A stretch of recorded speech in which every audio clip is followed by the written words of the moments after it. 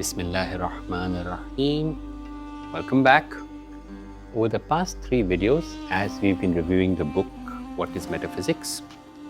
We've been sitting with the question, what is reality? What is ultimate reality? We've seen that this reality is way beyond this material realm. And not only that, this reality can be known, not just believed in, not just argued for, but it can be felt, experienced, it can be seen with, of course, the eye of the heart. But that said, why should we bother? Because this reality that we've been talking about is God. Reality and God, this ultimate reality and God, are not two separate things. The reality behind everything and the God that we were told about as children, that we were taught as children, is the same. We bothered because we all want peace. We all want happiness. And God is the source of all peace. God is the source of all tranquility and all happiness. Now, if we don't have this metaphysical outlook, then even after you pay all your bills, even after you achieve all your crazy goals, even after you check off everything off your bucket list, even after you scale Mount Everest and skydive from there, even after all that, you will still feel that ache in your heart. You will still feel an emptiness that something is missing. Yet, if you open your heart to this greater metaphysical reality, you may lose the world and everything in it, yet internally remain in a state of total calm and bliss. Now, if God is real, if God is the source of all happiness, if God is good, then why is there pain? Why is there suffering? Why is there injustice? Why does a child get bone cancer? Why are entire peoples displaced, destroyed, forgotten? This isn't just an intellectual exercise. This question haunts people. This question makes people walk away from God completely. Now, of course, no philosophical explanation will ever satisfy the heart. The answer has to be realized, it has to be felt, it has to be experienced. These words can only point. But I'll share some words and let's see how far the pointing takes us. Let's begin with something close. Your hand. Open it, close it. Feels like yours, isn't it? It's solid, it's real, maybe even independent. But is it? These fingers, they are bone and muscle. They were built from proteins your body assembled that you had no control over. Those proteins didn't take permission from you when assembling them. Those proteins, where did they come from? They came from food you ate. The food that was grown from soil, fed by rain, powered by sunlight, all again without your permission. We walk around feeling that we're in charge. I picked this, I earned that.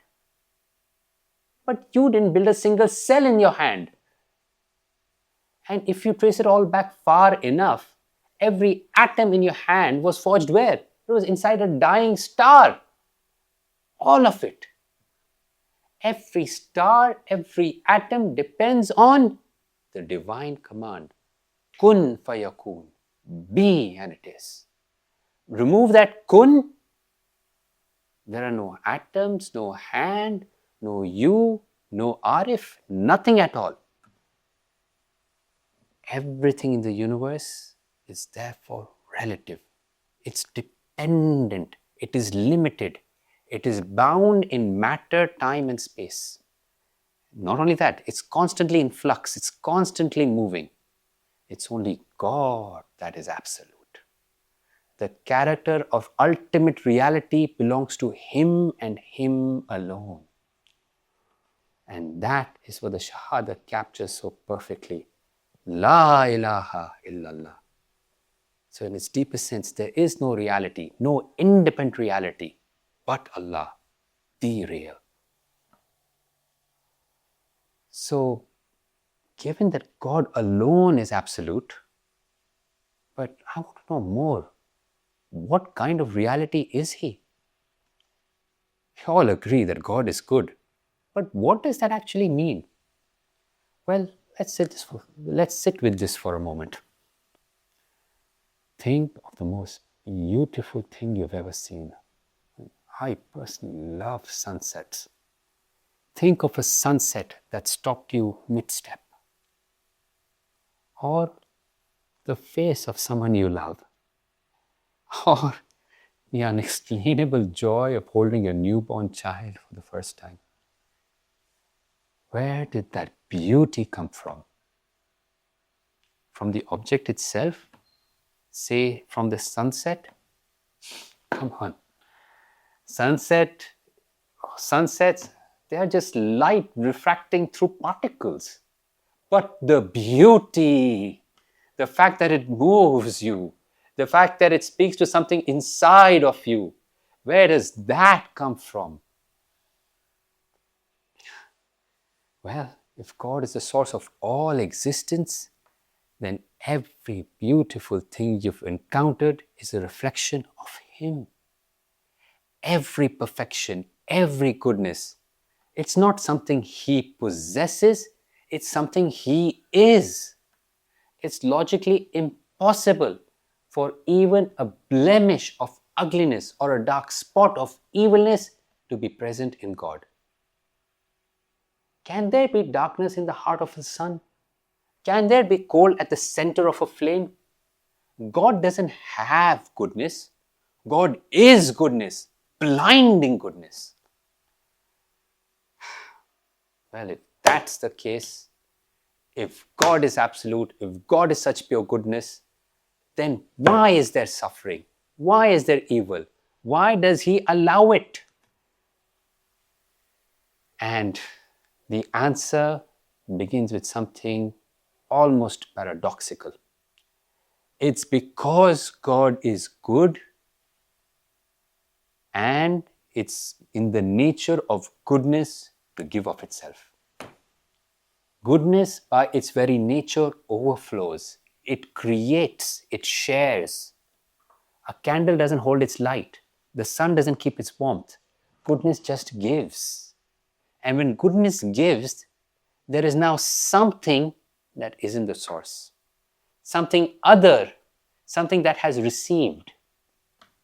Creation, by definition, is something other than God.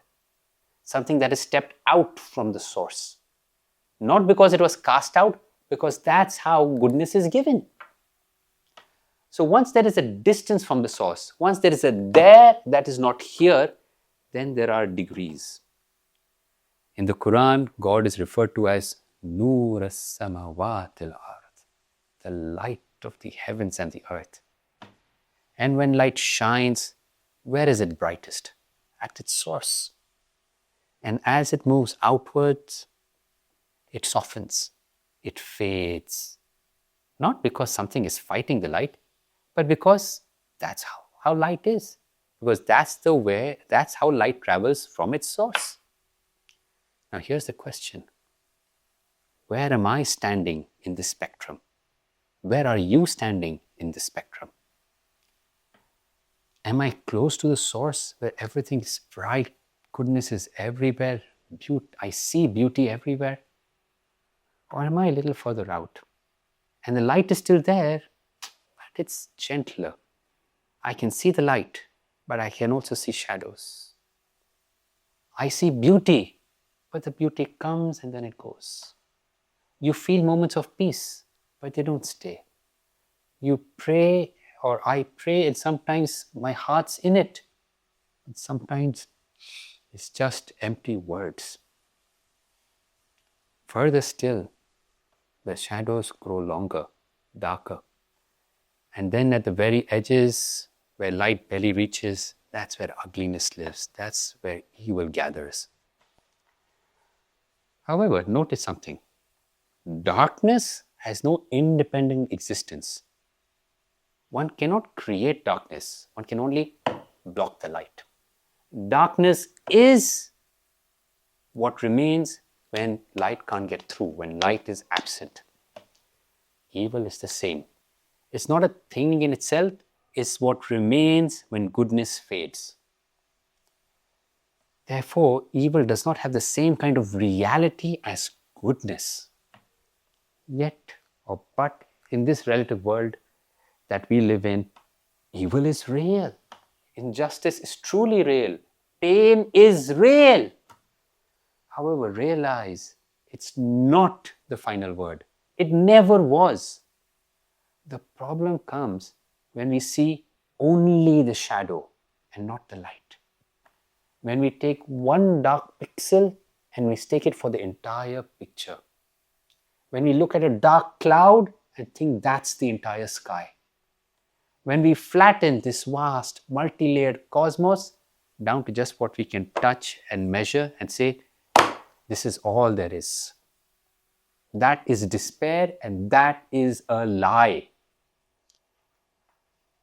So given that evil is real in this relative world that we live in, what do we do about it? Well, for the evil that comes from human actions, from human hands, the tradition is clear and it is beautiful.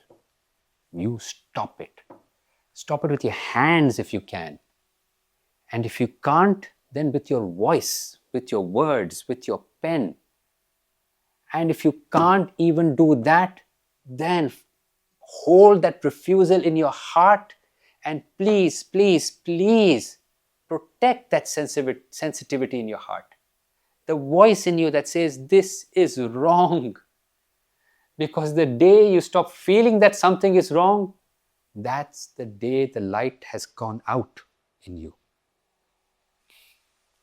Now, we don't have the strength and the resources to address every evil and every injustice that we come across. But the ones close to home, the ones we can actually do something about, those should never stop. It can be the poverty in our own neighborhoods, with that person we drive past every day and try not to see. Even with the wrapper on the street that everyone walks past because someone else will deal with it.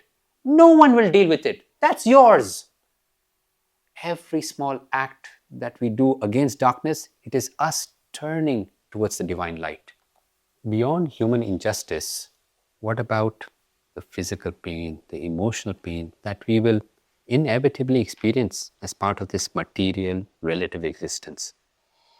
Illness, loss of life, perhaps a calamity. Well, the Quran reminds us again and again on patience. Inna Allaha ma'as sabirin.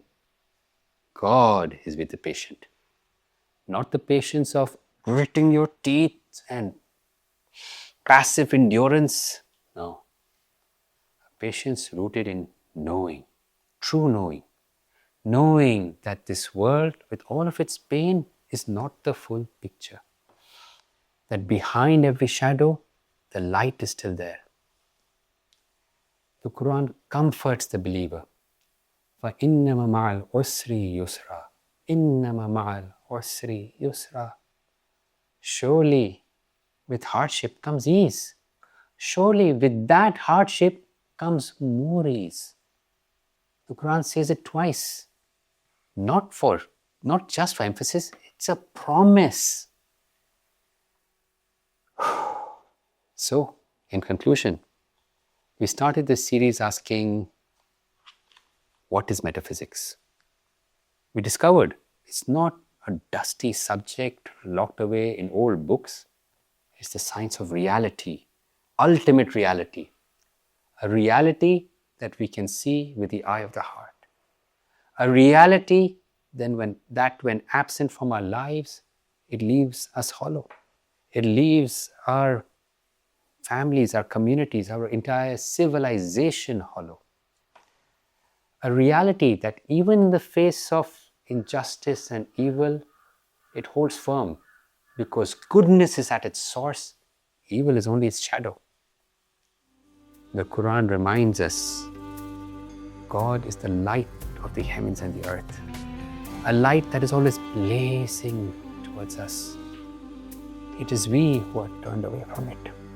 Yet, it is we who can turn back. So, till next time, take care, keep smiling. Khudahafiz.